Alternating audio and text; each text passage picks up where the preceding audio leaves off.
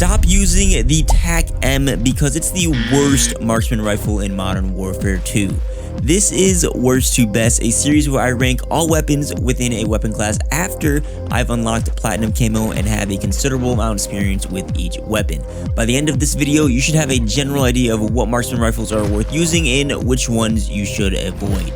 Please don't forget to like the video and consider subscribing to the channel. And with that said, I wasn't joking at the beginning. Starting us off at the number 6 spot, the worst marksman rifle in Modern Warfare 2 is the TAQ-M. Now, the TAQ is not a terrible weapon, but definitely a standout worse between the marksman rifles. And it all comes down to one stat, which is its fire rate. The TAQ has the slowest fire rate, which means it has the slowest time to kill in class, or at least between these semi-auto marksman rifles. It does have the ability to one-shot to the head like all marksman rifles do. It can do this up to 64 meters, but otherwise it's going to be a 2 to 3 shot kill, and that 2 to 3 shot kill is 80 to 150 milliseconds slower than the other semi-auto marksman rifles, meaning the TAQ-M is going to be getting outgunned by all the other marksman rifles. And not just the marksman rifles, outgunned by most of the other weapons in close to mid-range combat. The TAQ's other important stats are all about average. I mean, it has AR-esque handling, which is kind of nice. It's not standout. Also has a faster reload for a marksman rifle, but again, that's not that standout. I mean, all this doesn't make the TAQ a hard weapon to use. It's just very slow to kill, and you're going to be better off with any of the remaining marksman rifles. Runner-up worse at the number 5 spot is the EBR-14, which makes sense because it's almost identical to the TAQ-M with two key differences. The first being that it has a faster fire rate, which means it has a faster time to kill. It's still a bit slow, but I'd call this competitive with some of the other weapons in the game. Keep in mind the EBR can one-shot to the head too, so it has that going for it. The other key difference is that it has a slower sprint to fire time that's more in line with the other marksman rifles. Other than that, everything else is identical to the TAQ-M. Again, it kills a bit faster, but has slower sprint to fire, and that's really all there is to say. Fundamentally, the EBR-14 is just a better version of the TAQ. So if you like the TAQ marksman rifle and how it feels, you're much better off using the EBR if you haven't tried it yet. At the number 4 spot, I have the SPR-208, which is a bolt-action rifle with a fairly forgiving one-shot kill range. It can one-shot kill up to 30 meters from the chest up, including the upper arms, which is very, very nice. It will then drop off to chest up only at its second damage profile, and then it will be a 2-shot kill beyond 56 meters. But if you're accurate enough, the SPR-208 can one-shot headshot at any range. There isn't a cap on that, so it has tons of stopping power. Unfortunately, that's all the good stuff the SPR has going for it. It has the slowest aim down sight in class by a fairly large margin, the slowest sprint to fire in class by a fairly large margin, as the slowest reload speed with no fast mag option available, plus it defaults with 5 rounds in the magazine, where the other bolt action and semi-autos have 10 rounds in the magazine. It's actually not that great of a weapon when you take a step back and look at it. I contemplated swapping the SPR and the EBR's placement, but I settled with the SPR at number 4 because its one-shot damage is pretty forgiving, and a lot of the SPR's value relies on that one-shot damage. If you find yourself needing 2 shots to kill with the SPR, you're probably going to be better off with a sniper rifle because its 2-shot kill is the slowest in class for the marksman rifles. That 2-shot time to kill is only 100 milliseconds faster than a couple of the snipers' 2-shot kills.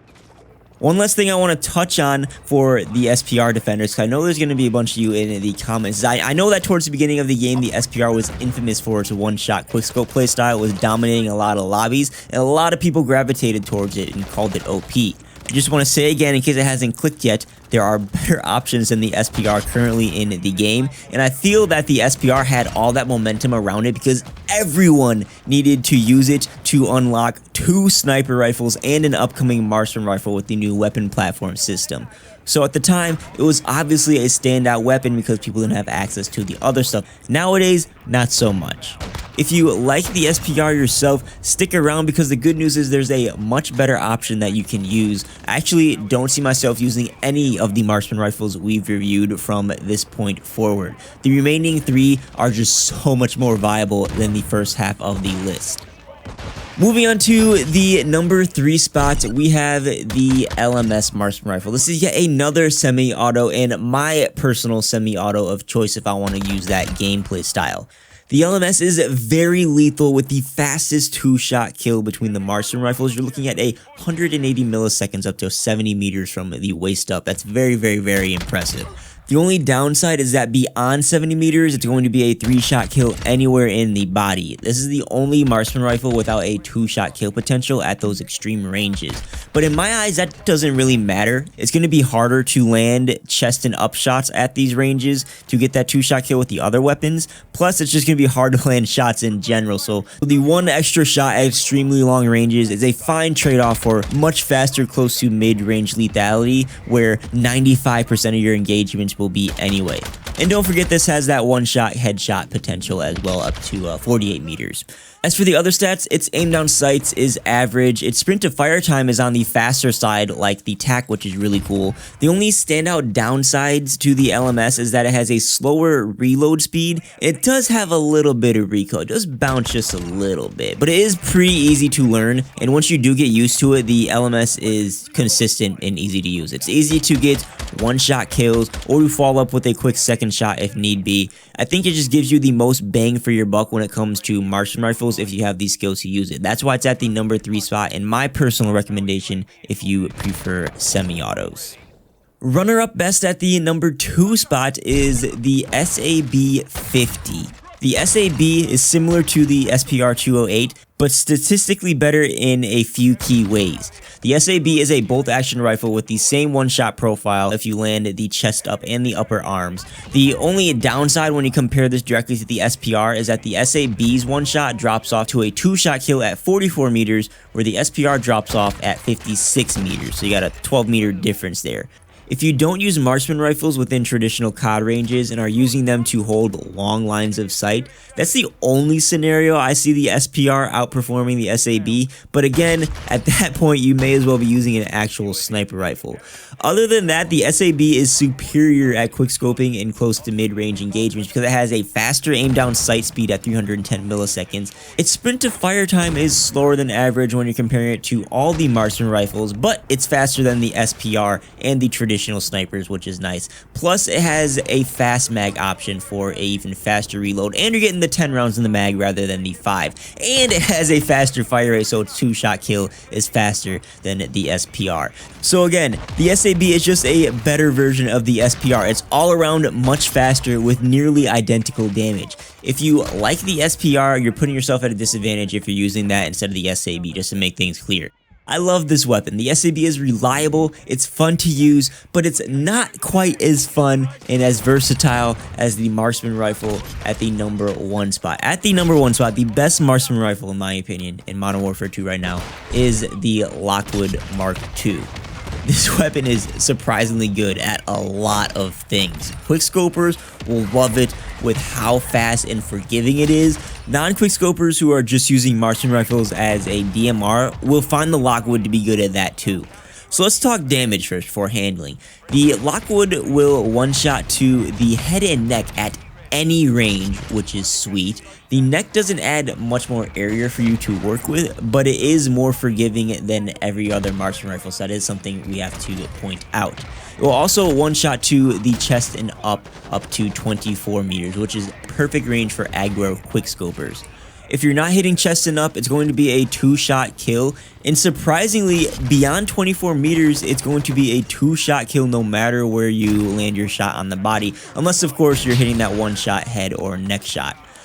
The Lockwood's fire rate is somewhere in the middle between the semi-autos and the bolt actions. It has a significantly better 2-shot time to kill than the SPR and the SAB, but it's not going to be outgunning these semi-autos at close ranges, assuming you're landing your shots. But at long ranges, that 2-shot kill is decently competitive, especially against the TAQ-M. So all in all, its damage is pretty good, but the Lockwood's handling is what makes it stand out. It's tied for the fastest aim down sight in class, has the fastest sprint to fire by a large margin, and it has the fastest reload speed, plus it reloads bullet by bullet.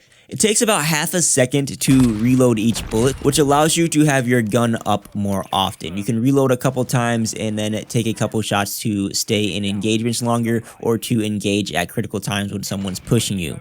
The Lockwood also has great attachment combos that allow for insanely fast handling speeds, which makes this a quickscoper's dream weapon. You can get cracked out in close quarters combat on maps like Shipment. When you take a step back and put some distance in your engagement, it exceeds in all the other combat scenarios too.